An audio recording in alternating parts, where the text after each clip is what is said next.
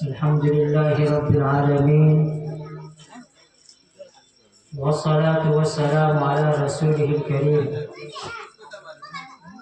وعلى آله وأصحابه أجمعين أما بعد صدق الله العظيم أعوذ بالله من الشيطان الرجيم بسم الله الرحمن الرحيم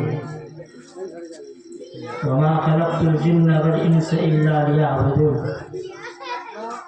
وقال النبي صلى الله عليه وسلم حضرات محترم اور سامعین کرام، اللہ رب العزت نے حضرت انسان کو دنیا میں صرف اور صرف اپنی عبادت کے لیے پیدا کیا۔ چنانچہ جب اس دنیا میں انسان آباد نہیں تھے، نہ حضرت آدم علیہ السلام اس دنیا میں پیدا کیے گئے اور نہ اس کی کوئی اولاد ہے، اور نہ حضرت حوا علیہ السلام اور ان کی کوئی اولاد ہے۔ اس وقت یہ دنیا ویران تھی، اس دنیا میں نہ کوئی چہل نہ پہل، نہ کوئی رونق، نہ کوئی مزہ، نہ لطف، کسی بھی طرح کی کوئی کام نہیں ہو رہا تھا، نہ فکر آخرت نہ فکر معاشی۔ وہ پیدا کیا جب اللہ نے حضرت آدم علیہ السلام کو اور ان کی اولادوں کو جب پیدا کیا تو وہ تمام چیزیں انسان کے پیدا کرتے ہی وہ تمام صفتیں آ گئی انسان کے اندر، یعنی انسان کا گھومنا پھرنا، انسان کا دنیا میں زندگی بسر کرنا، انسان کا دنیا میں عیاشی کرنا اور آخرت کی فکر کرنا اور معاشی زندگی کو سنوارنا، جو ہی اللہ تبارک و تعالی نے انسان کو اس دنیا میں پیدا کیا وہ تمام صفتیں انسان کے اندر خود بخود آ گئی۔ اللہ تبارک و تعالی نے انسان کے اندر دو صفتیں دی ہیں، ایک شر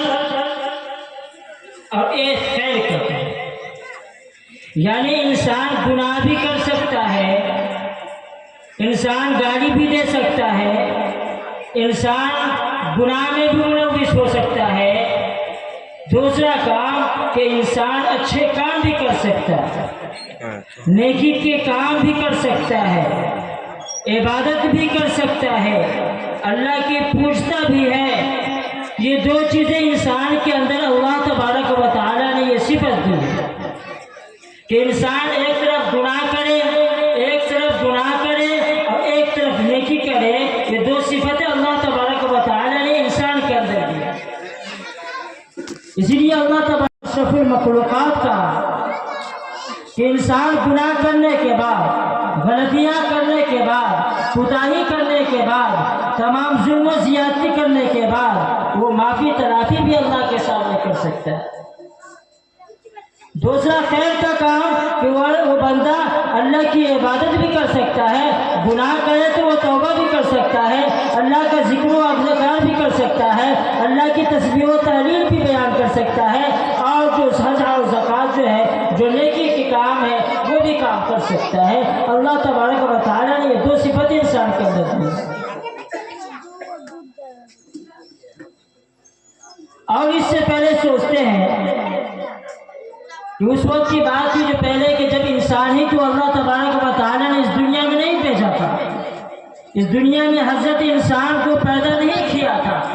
تب یہ معاملہ تھا کہ دنیا کی رونقیں نہیں تھی، دنیا کی خوشیاں نہیں تھی۔ اب اس سے ہٹ کے سوچتے ہیں اس وقت کے بارے میں کہ جب اللہ تبارک و تعالی نے اس کائنات کو نہ بنایا تھا، اس دنیا ہی کو نہ بنایا تھا، اس عالمی کو اللہ تبارک و تعالی اس وقت اللہ تبارک و تعالی کیا سوچ رہے تھے، ان کی ذہنوں میں کیا بات تھی؟ ایک حدیث قدسی ہے جو سند کے اعتبار سے ضعیف ہے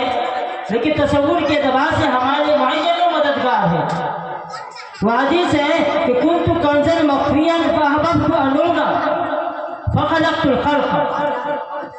کہ اللہ تبارک و تعالی فرما رہے ہیں کہ میں ایک چھپا ہوا خزانہ تھا۔ اللہ تبارک و تعالی فرما رہے کنت کنزا مخفیا، کہ میں ایک چھپا ہوا خزانہ تھا، فاحببت ان اعلم، بس میں نے چاہا، میں نے ارادہ کیا کہ میں پہچانا جاؤں، لوگ مجھے جانیں، لوگ مجھے حقیقت کے بارے میں جانیں۔ فخلقت الخلق، بس میں نے انسان کو پیدا کر دیا۔ دوسری جگہ اللہ تبارک و تعالی نے فرمایا وما خلقت الجن والانس الا ليعبدون، کہ اللہ تبارک و تعالی نے انسان اور جنات کو صرف اور صرف اپنی عبادت کے لیے پیدا کیا۔ اب یہاں سے یہ بات ظاہر ہو رہی ہے کہ اللہ فرما رہے کہ میں ایک چھپا ہوا خزانہ تھا، تو اپنے خزانے کو ظاہر کرنے کے لیے، اللہ کے خزانے کو پہچاننے کے لیے اللہ تبارک و تعالی نے انسان کو پیدا کر دیا۔ اللہ تبارک و تعالی نے اپنے خزانے کے بارے میں بتانے کے لیے انسان کو پیدا کر دیا۔ اب کوئی انسان اللہ کے رزق کھاتا ہے، اب کوئی انسان اللہ کے زمین پر گھومتا ہے، اب کوئی انسان فائدہ اٹھاتا ہے، اب کوئی انسان اللہ کے زمین پر رہتا ہے، اب کوئی انسان اللہ کے ہواؤں سے فائدہ اٹھاتا ہے، اب کوئی انسان اللہ کی نعمتوں سے فائدہ اٹھاتا ہے، اب کوئی انسان اللہ کے رزق سے فائدہ اٹھاتا ہے۔ اس کے بعد اگر کسی کے ساتھ شریک ٹھہراتا ہے، اللہ کے ساتھ شرک کرتا ہے، یہ گناہ ہے۔ اور اللہ تبارک و تعالی نے فرمایا ان الشرک لظلم عظیم، کہ شرک بہت بڑا ظلم ہے۔ آج کل جب وہ انسان کسی بھی انسان کی کسی بھی طرح عبادت کر دیتا ہے، ایک مرتبہ یا دو مرتبہ، تو ان کے سامنے نظر جھکا کر بات کرتا ہے، وہ اس لیے کہ انسان ہماری مجبوری میں یہ ساتھ دیا تھا۔ لیکن وہ خالق کائنات، وہ زمین و آسمان کا مالک، وہ دنیا کا مالک، وہ عالم کا مالک، جو انسان کو آنکھ دیا دیکھنے کے لیے، کان دیا سننے کے لیے، زبان دیا بولنے کے لیے، ناک دیا سننے کے لیے، ہاتھ دیا کام کرنے کے لیے، پاؤں دیا چلنے کے لیے، اور اتنی لمبی عمر دیا، اور دنیا میں رہ کر ان کی زمینوں پر رہتا ہے، ان کی دنیا میں رہ کر ان کی رزقوں کو کھاتا ہے، دنیا میں رہ کر چاند سورج سے فائدہ اٹھاتا ہے، دنیا میں رہ کر ان کے ہواؤں سے فائدہ اٹھاتا ہے، دنیا میں رہ کر ان کی نعمتوں سے فائدہ اٹھاتا ہے، دنیا میں رہ کر ان کی رزقوں سے فائدہ اٹھاتا ہے۔ اس کے بعد اگر کوئی شریک کرتا ہے تو ظلم ہے۔ اور اللہ فرمایا ہے کہ ہم نے انسان کو صرف اور صرف اپنی عبادت کے لیے پیدا کیا۔ اب اگر کوئی مشکل کشا کسی کو مان رہا ہے، اب کوئی مزاروں پر جا کر سجدہ ریز ہو رہا ہے، اب کوئی باباؤں کو جا کر پوج رہا ہے، اب کوئی مزاروں پر جا کر کوئی ملیدہ چلاتا ہے تو یہ شرک ہے۔ مزاروں پر جا کر کوئی سجدہ کرتا ہے تو شرک ہے، کیونکہ اللہ تبارک و تعالی نے فرمایا کہ سجدہ صرف ہمارے ذمہ ہے، صرف اللہ کی صرف سجدہ کی جاتی ہے۔ کی بات تھی تو جب اللہ تبارک و تعالی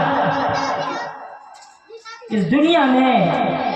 انسان کے پیدا کرنے سے پہلے اس دنیا میں جنات آباد تھے، لیکن وہ رونق، وہ لطف، وہ مزہ، وہ خوبصورتی جو حضرت انسان کے مقدر میں تھی، وہ جناتوں کے مقدر میں نہیں تھا۔